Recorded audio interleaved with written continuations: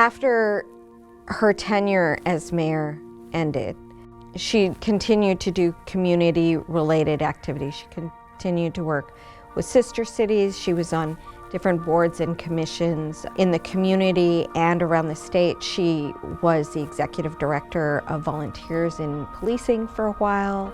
And so she continued to serve the community in various ways, and especially enjoyed being a grandmother. That was probably her favorite job.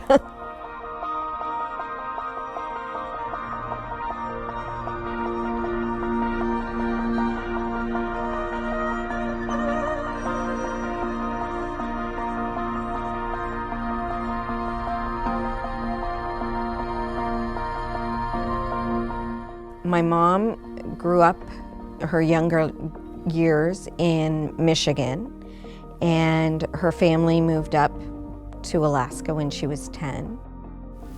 Her father answered an ad in the newspaper for engineers, and so they moved up here so that he could work as a civil engineer.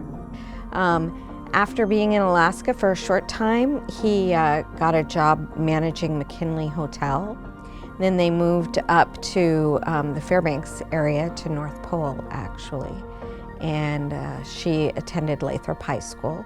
She went to Lathrop her freshman year, the first year Lathrop was ready for students. She was actually in the first class at Lathrop. Helped move everything over from Maine school to Lathrop High School. Was very active at Lathrop and graduated in '59. And she didn't go to college. She became, I think she worked for an attorney for a short period of time, and then she was hired as an in-court clerk for Judge Rubinowitz. And until she had a couple of kids and decided to stay at home with her kids.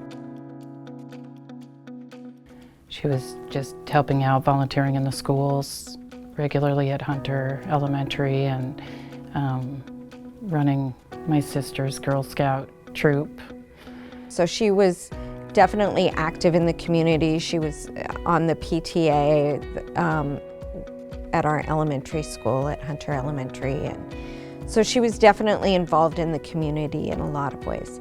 And then people approached her because there were concerns about different viewpoints on the assembly that that people thought maybe weren't serving our community as they'd like to see it served. And then ultimately, she was encouraged to run for the assembly by people that thought she would do a good job.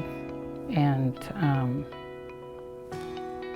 so she served 3 terms on the assembly. There was one member of the assembly who was a different political party than her, and she thought for sure they would clash on all of the issues. And they were both really surprised how often they voted alike. And it was because, they both were coming to it from the point of view, what serves our community best. So while she was on the assembly, and the mayor at that time, the incumbent mayor at that time, there was a lot of concerns about government not being as open and straightforward as people were wanting. This was kind of the time period where people started really talking about open meetings and trying to be transparent as a government. So that was kind of a movement. It was an interesting campaign because there was, I guess you would call it, the establishment who didn't think she should run at that point. And keeping in mind that this was also, this campaign was 1985. And so there hadn't been a female mayor. There weren't a whole lot of female mayors anywhere at that point in time. when she first got in, it was, we were having a shortfall. Oil prices plummeted for the first time for our state. And the governor at that time froze all state spending, including monies to municipalities.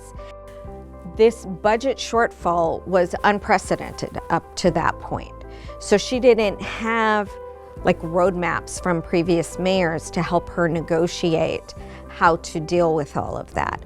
So it was one of those challenges where she had to kind of rely on her staff and rely on input from the community and of course the assembly to help guide decisions to carry the borough through that without totally decimating the services that were provided. It was a lot to take on as a new mayor. So, that was one of the biggest things. It took years to recover from that. While she was mayor, it was when the Berlin Wall came down and Russia started opening up. And she helped lay the groundwork for our sister city relationship with Yakutsk. And so a lot of delegations would come and visit. A lot of, conferences were set up. She created, these women in business. She would speak at in Russia that had like 300 women attending. And that was a rewarding relationship for her, for our community, for the people of Yakutsk. She was able to travel over there, and we had delegations come from Yakutsk to visit many times.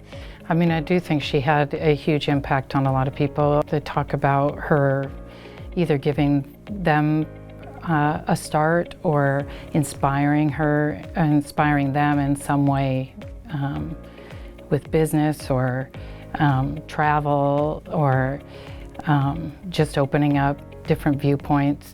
So a few of the things that I think of when I look around our community and I see my mother in them. The Carlson Center actually was finished in her tenure.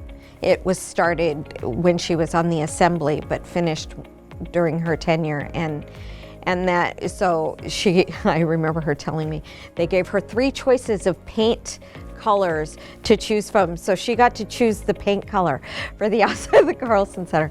So I think of that often when I drive by. One of the things that's often said about her is that that even the people who believed differently than her really respected her, which was huge.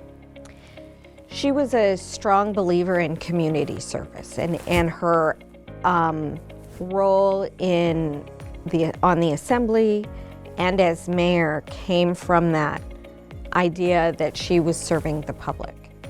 And so she definitely encouraged and supported and coached people who wanted to also do public service, not just in office, but in other aspects of our community. I think it said a lot about her ability to work with lots of different people and respecting different viewpoints. And I think she passed that along to a lot of people and attracted people that wanted to serve.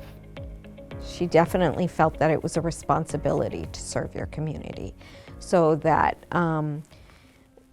whether it starts with voting or carries on to volunteering, anyone can serve in office, that there isn't any elite who are entitled to that all people's voices count, and therefore everybody has that right and duty.